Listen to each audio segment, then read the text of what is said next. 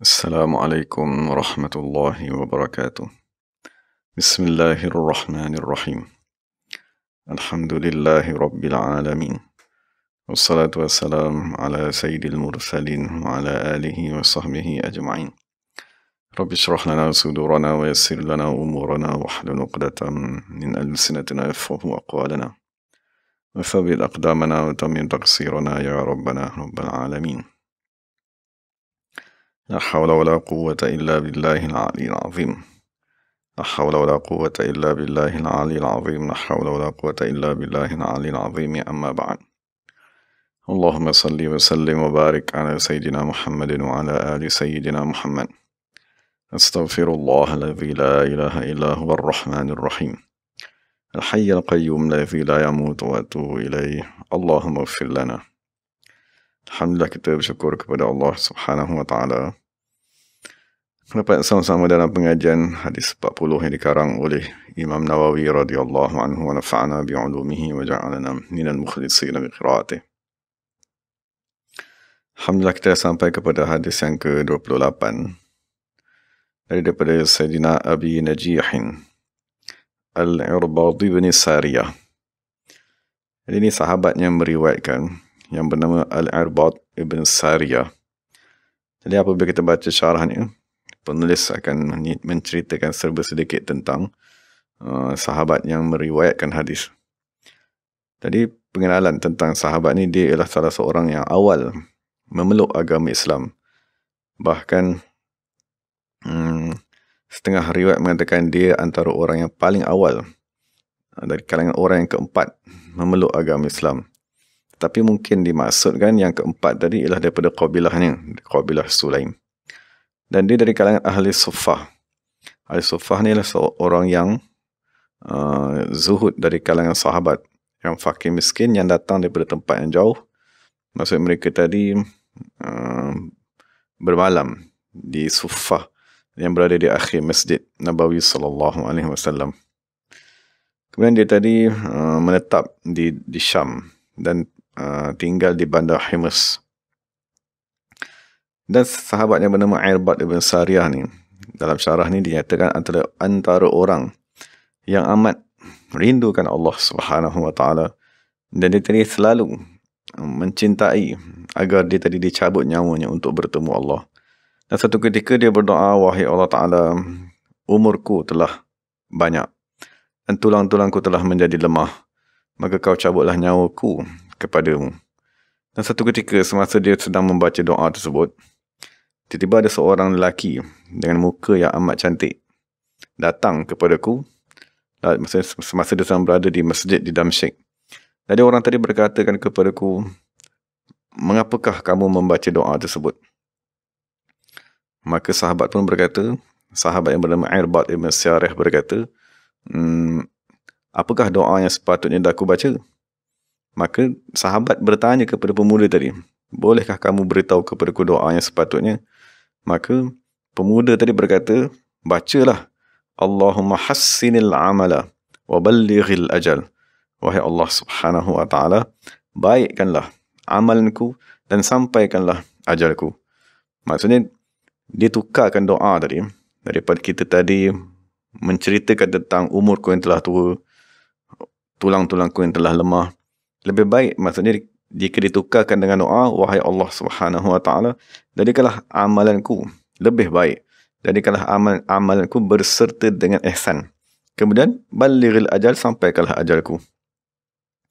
Kemudian sahabat tadi bertanya, siapakah kamu wahai pemuda? Maka pemuda tadi berkata, aku ialah malaikat yang bernama Rita'il.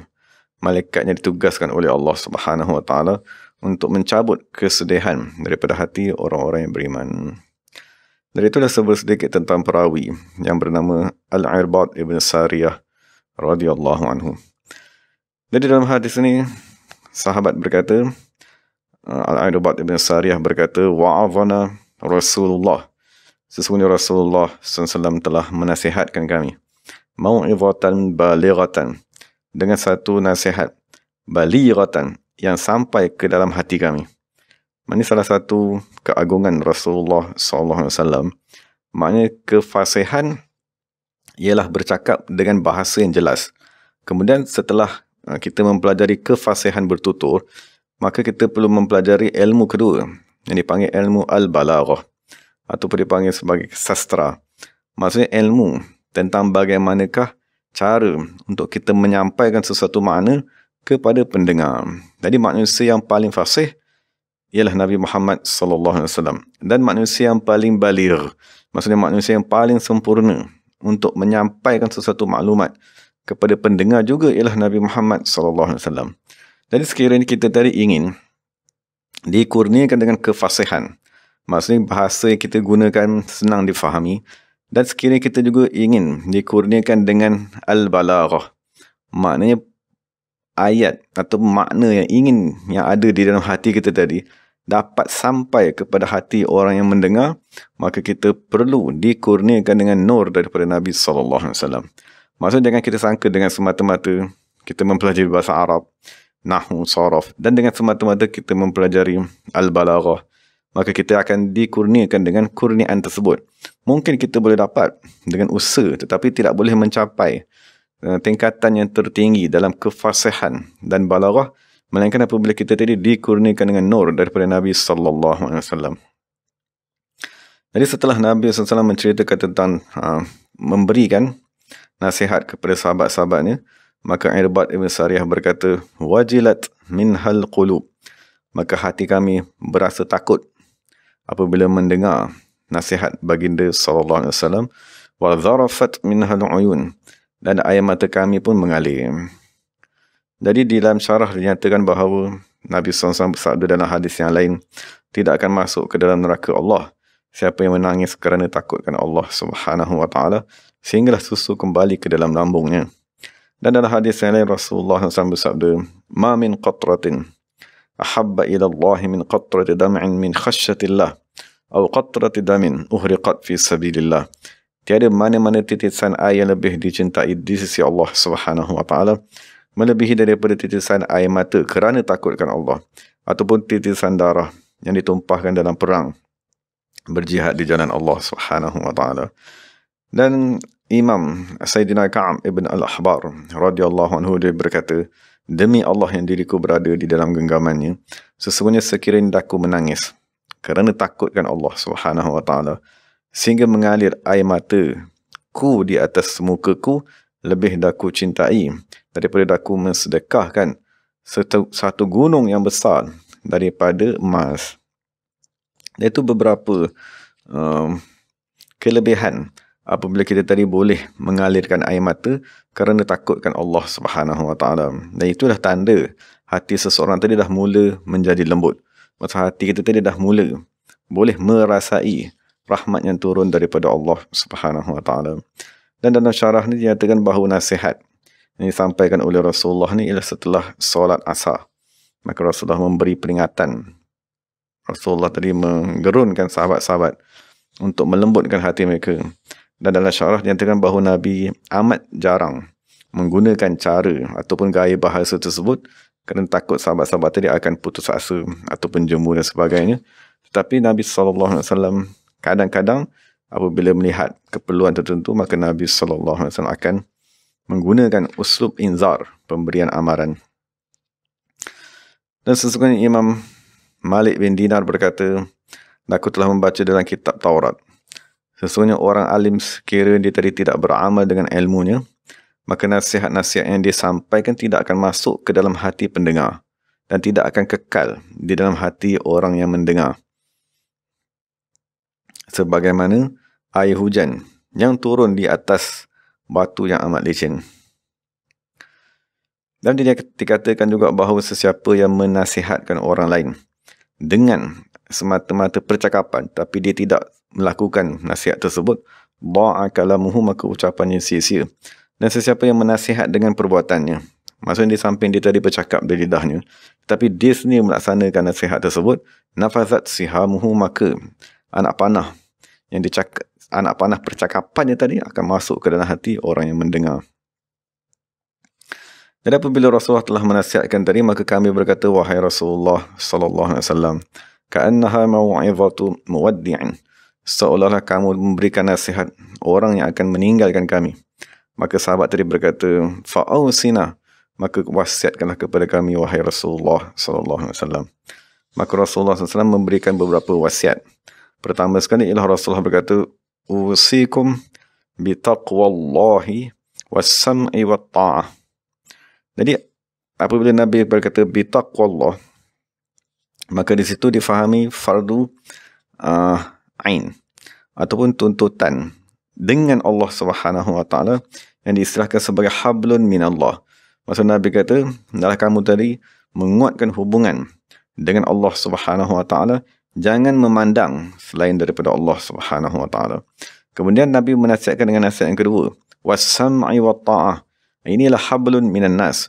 Hubungan antara kamu dengan pemerintah, hubungan antara kamu dengan ketua kamu, hendaklah kamu tadi as-sam', mendengar arahan, wat-ta'ati, dan mentaati.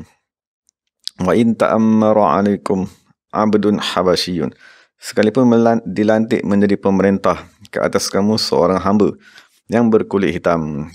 Kemudian Rasulullah SAW berkata, sesungguhnya siapa yang hidup dari kalangan kamu, fasayara ikhtilafan katsira, maka dia akan melihat perselisihan yang amat banyak. Maksudnya umat Islam akan berpecah menjadi kumpulan sedikit demi sedikit. Dan dalam hadis yang lain Nabi berkata, umatku akan berpecah kepada 73 kumpulan. 72 daripadanya berada di dalam neraka Allah Subhanahu wa taala, dan hanya satu saja yang akan selamat masuk ke dalam syurga Allah. Jadi apabila Nabi SAW memberitahu bahawa akan sampai zaman, macam zaman kita kan, yang berlaku banyak kumpulan yang menyimpang daripada ajaran ahli sunnah wal jamaah, maka Rasulullah berkata, apakah penyelesaiannya? Maka Rasulullah menjawab, fa'alaikum bisunnati, maka wajiblah kamu berpegang dengan sunnahku. Yang dimaksudkan dengan sunnah tadi, sebagaimana dinyatakan oleh Imam Al-Munawi radhiyallahu anhu, yang dimaksudkan oleh sunnah tadi ialah tariqatil lati bu'ithtu biha, tariqatku yang aku diutuskan dengan tariqat tersebut, dengan jalan tadi. Wa sunnatil khulafa'ir rasyidin al-mahdiyin, dan hendaklah kamu juga berpegang dengan jalan khalifah-khalifah rasyidin yang berpetunjuk, al-mahdiin yang telah diberikan hidayat. Addu 'alaiha, hendaklah kamu tadi menggigit 'alaiha, ke atas sunnah tersebut, bin nawajizi, dengan gigi-gigi geraham kamu.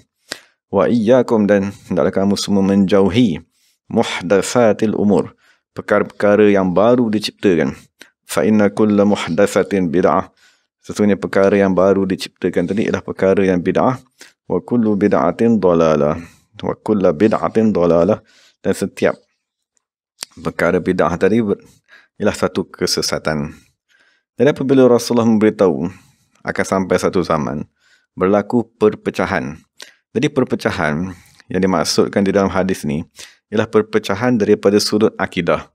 Maksudnya apabila Nabi berkata Yahudi berpecah kepada 71, Nasrani berpecah kepada 72, dan umatku akan berpecah kepada 73. Yang dimaksudkan dengan perpecahan tadi ialah perpecahan daripada sudut akidah.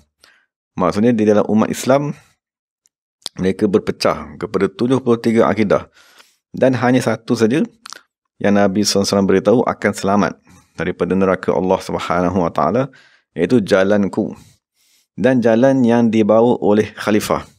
Jadi Rasulullah SAW menyebut 3 sifat. Pertama sekali ialah al-khulafa, maksudnya orang yang dihukumkan sebagai khalifah.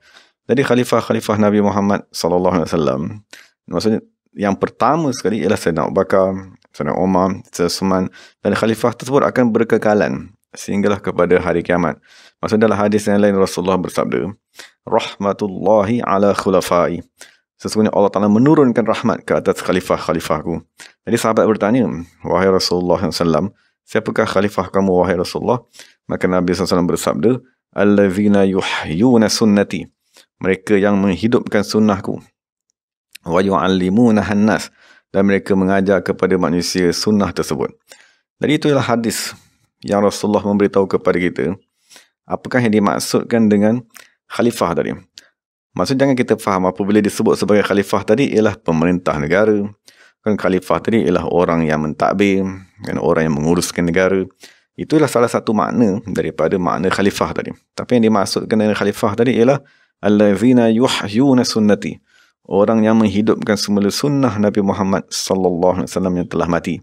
Dan kita kena maklum sunnah Nabi Muhammad ialah jalan rohani dan jasmani. Maksudnya sekiranya ada ibadat jasmani yang telah pupus, maka dia akan menghidupkan semula. Seperti semayang telah ditinggalkan, maka dia mengajar semula semayang. Haji telah ditinggalkan, maka dia ajar semula haji. Itu dipanggil menghidupkan sunnah yang zahir. Dan dia juga menghidupkan sunnah yang batin. Maksudnya hati yang sudah tidak lagi khusyuk, maka dia menghidupkan hati agar khusyuk kepada Allah. Hati yang sudah hilang keikhlasan, maka dia akan menghidupkan hati tadi untuk ikhlas kepada Allah. Dan itu makna yuhyuna sunnati.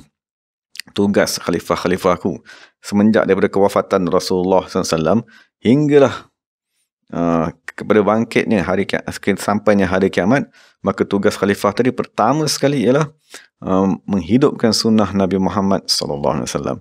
Kemudian Nabi berkata tugas mereka yang kedua ialah wa yu'allimunahan nas, dan mereka akan mengajarkan sunnah Nabi Muhammad SAW kepada manusia.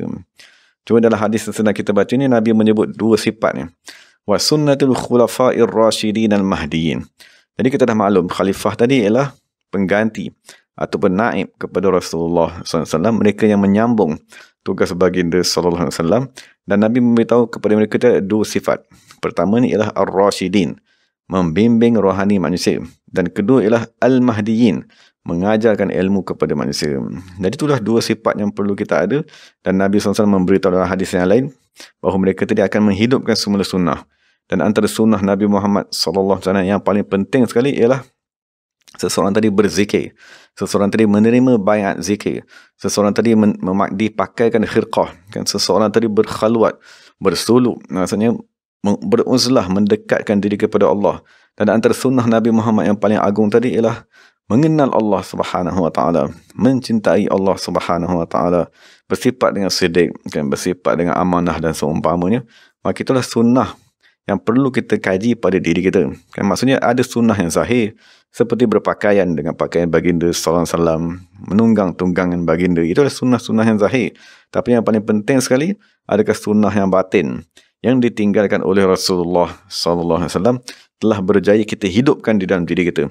Jadi sekiranya sunnah yang batin seperti khusyuk di dalam semayang, seperti merendah diri, tidak menentang Allah Subhanahu wa taala, tidak mengkritik perbuatan Allah Subhanahu wa taala, sekiranya sunnah batin tadi masih belum wujud di dalam diri kita, maka kita perlu mencari al-khulafa ar-rasyidin al-mahdiyin. Maksudnya khalifah-khalifah Rasulullah sepanjang zaman di seluruh dunia. Ar-rasyidin yang diistilahkan sebagai guru-guru mursyid, al-mahdiyin yang diistilahkan sebagai mahdi, yang diberi petunjuk oleh Allah Subhanahu wa taala. Dan Nabi kata apabila kamu dah berjumpa dengan khalifahku sepanjang zaman, addu 'alaiha bin nawajis, maka hendaklah kamu tadi memegang ajaran mereka dan berpegang teguhlah dengan mereka sekuat-kuatnya. Maksudnya apabila kita gigit sesuatu dengan gigi geraham ni, maka tak ada orang yang boleh menarik apa saja kita gigit tadi kerana pegangan tersebut amat kuat. Jadi Nabi nasihatkan kepada kita supaya pertama kamu kena mencari dulu khulafa ar-rasyidun al-mahdiyin tadi, kan, khalifah-khalifah Rasulullah seluruh dunia. Apabila kamu dah ditakdirkan bertemu dengan khalifah tersebut, maka Nabi kata berpegang teguhlah dengan khalifah tadi. Kemudian Nabi berkata wa iyyakum muhdatsatul umur, dan kamu tadi berhati-hati menjauhi perkara-perkara yang baru dicipta. Maksudnya akidah yang baru dicipta, pendapat-pendapat yang baru dimasukkan ke dalam agama Islam, menyalahi tarekat Nabi Muhammad sallallahu alaihi wasallam, menyalahi tarekat yang diwarisi daripada Sayyidina Abu Bakar, menyalahi tarekat yang diwarisi daripada Sayyidina Ali bin Abi Talib radhiyallahu anhuma. Jadi apa saja ajaran yang baru, ajaran yang menolak ibadat berzikir, ajaran yang menolak manusia berhimpun untuk mendekatkan diri, kan, ajaran yang menolak ilmu tasawuf, ajaran yang menolak mazhab imam-imam mazhab, kan, ajaran yang menolak sifat 20, maka Nabi kata itu ialah muhdatsatul umur, perkara-perkara yang baru dicipta di dalam agama Islam. Maka Nabi kata apa saja yang dicipta, bid'atun dihukumkan sebagai perkara yang baru, wa kullu bid'atin dhalalatin. Dan setiap perkara yang dicipta melanggar asas di dalam agama Islam dihukumkan sebagai perkara tersebut dhalalatun, berada di dalam kesesatan. Jadi kita mohon daripada Allah Subhanahu wa taala setelah kita membaca hadis yang ke-28 ni, moga-moga kita memahami bahawa perpecahan yang paling bahaya di dalam agama Islam ialah perpecahan daripada sudut akidah. Maksudnya apabila seseorang tadi tersimpang daripada pintu masuk akidah ahli sunnah wal jemaah, maka serta-merta Nabi kata dia akan duduk di dalam neraka. Walaupun semayang, dia tak pernah tinggal. Walaupun puasa, dia tak pernah tinggal. Walaupun haji, dilakukan setiap tahun. Tetapi apabila akidahnya tidak mengikut tarekat Nabi Muhammad SAW, tarekat yang dibawa oleh sahabat-sahabat baginda, tarekat yang dibawa oleh khalifah-khalifah baginda sampai hari kiamat, tanpa tak mengikut mana-mana tarekat tadi, maka Nabi berkata orang tadi berada di dalam bahaya. Maksud orang tadi berada di dalam kesesatan. Orang tadi berada di dalam ajaran yang bid'ah. Maksud mereka tidak mengikut ajaran yang aku tinggalkan, ajaran yang dibawa oleh khalifah-khalifahku sepanjang zaman. Jadi kita mohon daripada Allah Subhanahu Wa Taala apabila seseorang tadi telah terpesong daripada sudut akidahnya, maka iblis pada ketika itu akan berehat. Maksudnya iblis tak perlu lagi dah menghalang ni semayang. Kan iblis tak perlu lagi dah menghalang ni baca Quran. Bahkan iblis akan menggalakkan lagi. Semayanglah banyak-banyak kan sampai hitam dahi kita. Bacalah Quran banyak-banyak kan. Hafallah Quran sebanyak-banyaknya. Kerana orang tidak akan tertipu dengan amalannya. Dia dah duduk di dalam neraka kan kerana akidahnya yang salah. Tapi dalam masa yang sama dia menyangka dia mempunyai kedudukan yang tinggi di sisi Allah Subhanahu Wa Taala. Jadi itu ialah bahaya apabila seseorang tadi terpesong daripada sudut akidah. Dia berbeza dengan seseorang yang melakukan maksiat. Maksiat daripada sudut fiqh seperti berzina, kan, minum arak. Orang yang berzina, minum arak, mencuri, mereka ni senang untuk dikurniakan dengan taubat. Kerana dosa ni lah pada zahir, bukan dosa pada sudut akidah. Tetapi bila seseorang tadi ditimpa dengan musibah daripada sudut akidah, maka kita perlu betul-betul memohon perlindungan daripada Allah agar memelihara diri kita, memelihara isteri, kan, anak-anak, zuriat kita daripada ditimpa dengan akidah yang bid'ah.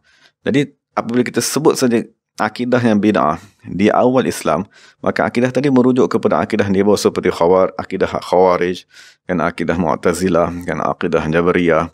Dan asal penggunaan lafaz bid'ah tadi merujuk kepada akidah yang dibawa bercanggah dengan ahli sunnah wal jemaah.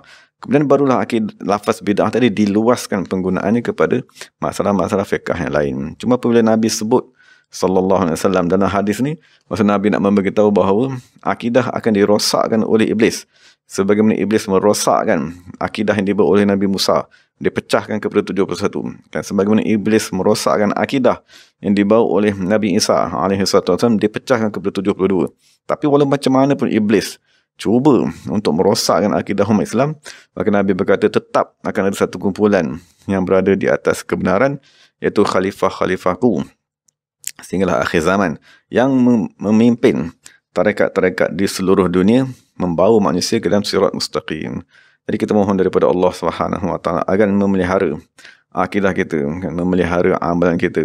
Moga-moga Allah memelihara umat Islam seluruhnya dari segala yang baik daripada Allah Subhanahu Wa Taala, segala silap daripada diri saya sendiri.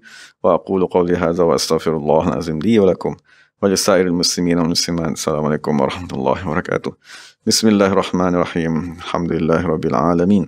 Wassalatu wassalamu ala sayyidil mursalin wa ala alihi wa sahbihi ajma'in. ربنا ظلمنا أنفسنا وإن لم تغفر لنا وترحمنا لنكونن من الخاسرين. اللهم احفظ سائر الصلاح وزوه صحة وعافية وسلامة وارزقنا جميعا نوره برحمتك أرحم الراحمين. سبحان ربك رب العزة عما يصفون وسلام على المرسلين والحمد لله رب العالمين. تقبل الله منا منكم. Jadi terima kasih kepada semua sahabat. Moga Allah Ta'ala memelihara kita semua. Assalamualaikum warahmatullahi wabarakatuh.